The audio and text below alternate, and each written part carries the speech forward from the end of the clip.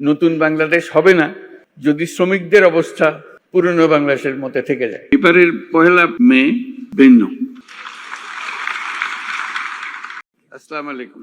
প্রতিবার 1 মে আসে, আমরা আনুষ্ঠানিকতা বজায় রাখি, তারপরে আবার যার কাছে ফিরে যাই।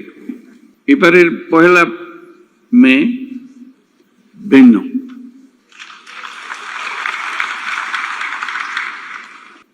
সেটা তো অভ্যুত্থানের মাধ্যমে যে সুযোগ আমাদের সৃষ্টি হয়েছে, সেই সুযোগ এই পরিস্থিতির আয়োজন করে দিয়েছে আমাদের কাছে।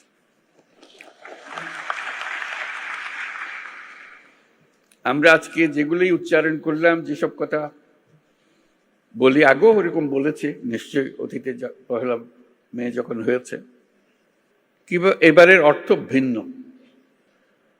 এই জন্য ভিন্ন, আমরা এই প্রতিশ্রুতি নিয়ে সরকার যাত্রা শুরু করেছে, যেটা ছাত্র, শ্রমিক এবং জনগণের অভ্যুত্থানের মাধ্যমে যেটা আকাঙ্ক্ষা সৃষ্টি হয়েছে, নতুন বাংলাদেশ গড়া। এই নতুন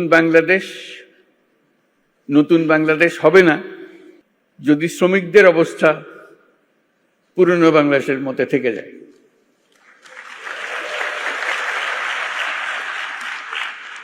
কাজে এটা আমাদের সবার দায়িত্ব, যারা এই নতুন বাংলাদেশে বিশ্বাস করি, যারা এই নতুন বাংলাদেশ গড়ার জন্য প্রাণ দিয়েছে, যারা নতুন বাংলাদেশ গড়ার জন্য আহত হয়ে জীবনের সংগ্রামে রত আছে, আর যারা তাদের প্রতি সমর্থন দিয়েছে। এটা আমাদের দায়িত্ব এবং একই সঙ্গে এটা আমাদের মস্ত বড় সুযোগ।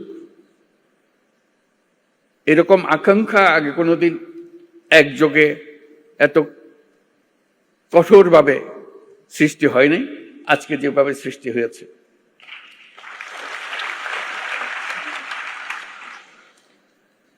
শ্রম সংস্কার কমিশনের চেয়ারম্যান সাহেব খুব সুন্দর করে আমাদের যত আকাঙ্ক্ষা নতুন বাংলাদেশের শ্রমিকদের কি হবে সেগুলো তুলে ধরেছেন তাদের কমিশনের রিপোর্টে, এবং সেটা উনি ভালো করে বুঝিয়ে দিয়েছেন। এটা শুধু শ্রমিকদের পক্ষ থেকে বলার কথা না, সকল পক্ষকে নিয়ে, সকল পক্ষের অংশীদারিত্বে এই কমিশনের রিপোর্ট রচনা হয়েছে। তারা যেসব কথা বলেছেন, যেসব সুপারিশ করেছেন, আমি ব্যক্তিগতভাবে অভিভূত হয়েছি। এত সুন্দর করে এত কঠিন বিষয়গুলোকে তুলে ধরেছে।